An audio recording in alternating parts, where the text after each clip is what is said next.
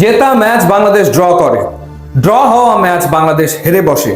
শেষ মুহূর্তে গোল খাওয়াটাকে যেন অভ্যাসে পরিণত করেছে বাংলাদেশ দল, অথচ সুযোগ তৈরি হয়েছিল 5 বছর পর নেপালকে হারানোর। বাংলাদেশ এগিয়ে ছিল 2-1 গোলে, কিন্তু ওই যে শেষ মুহূর্তে ভুল এবং শেষ মুহূর্তের ভুলের খেসারত দিয়ে ম্যাচটা ড্র হয়ে গেল। অথচ এই ম্যাচটা জিতে আত্মবিশ্বাসটা বাড়িয়ে 18 তারিখ ভারতের বিপক্ষে বাংলাদেশ মাঠে নামতে পারত। হামজা চৌধুরী আর কি করবেন, তার আর কি করার বাকি আছে?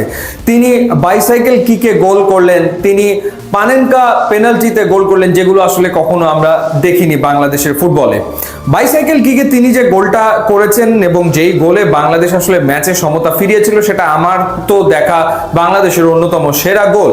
এরপরে একটা পেনাল্টি পেল বাংলাদেশ, সেখানে তিনি পানেনকা পেনাল্টি নিলেন, অদ্ভুত গোল, সেটিও বাংলাদেশ উদযাপন করলো, 2-1 গোলে এগিয়ে গেল এবং মনে হচ্ছিল যে বাংলাদেশ ম্যাচটা জিতে বেরিয়ে আসতে পারবে, কিন্তু না, ভুল শেষমেশ হলোই।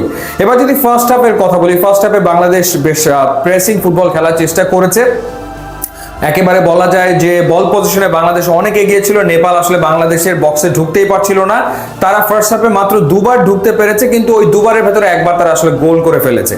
একবার তারা একটা পেনাল্টির অ্যাপিল করেছিল এবং দ্বিতীয়টাতে তারা গোল করেছে। এবং প্রথম যে গোলটা বাংলাদেশ খেলো, সেখানে যথারীতি কিন্তু ভুল ছিল ডিফেন্সের, এবং সেখানে সাদউদ্দিনের নাম আসবেই। সাদউদ্দিন ঠিকভাবে মার্ক করতে পারেনি এবং পরবর্তী সময়ে বলটা ক্লিয়ার করার কথা সোহেল রানার, তিনিও সেটা পারেননি, যার কারণে রোহিত চাঁদ তিনি শট নিয়েছেন এবং মিতুল মার্মা সেটি আসলে ঠেকাতে পারেননি। মানে ডিফেন্সের ভুল তো হয়েছে, কিন্তু গোলকিপার যে তার ক্যারিশমায় গোলটা ঠেকিয়ে দেবেন সেটা আসলে হয়নি, যার কারণে 1-0 গোলে এগিয়ে থেকে বিরতিতে যায় নেপাল। দ্বিতীয় হাফে যেটা হয়েছে যে সমিত সোমকে যখন নামানো হলো, প্রশ্ন আরো একবার আসে যে হাভিয়ার কাবরেরা কেন স্টার্টিং 11-এ সমিত সোমকে রাখেন না, বা এই ম্যাচেও রাখলেন না।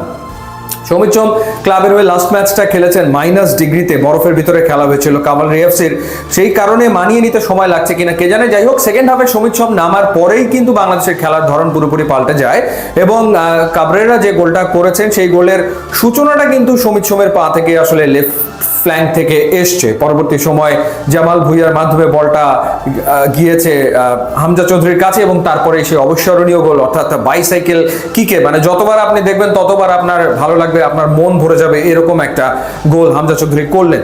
হামজা চৌধুরী এই নিয়ে বাংলাদেশের জার্সিতে 5টা ম্যাচ খেললেন এবং 5 ম্যাচে তিনি গোল করে ফেললেন 4টা। এর আগে তিনি ভুটানের বিপক্ষে একটা গোল করেছিলেন, সেটা কর্নার থেকে হেডারের মাধ্যমে। এরপরে তিনি হংকংয়ের বিপক্ষে ফ্রি কিকের মাধ্যমে গোল করেছেন, অর্থাৎ সেই গোলটাও দেখার মতো ছিল।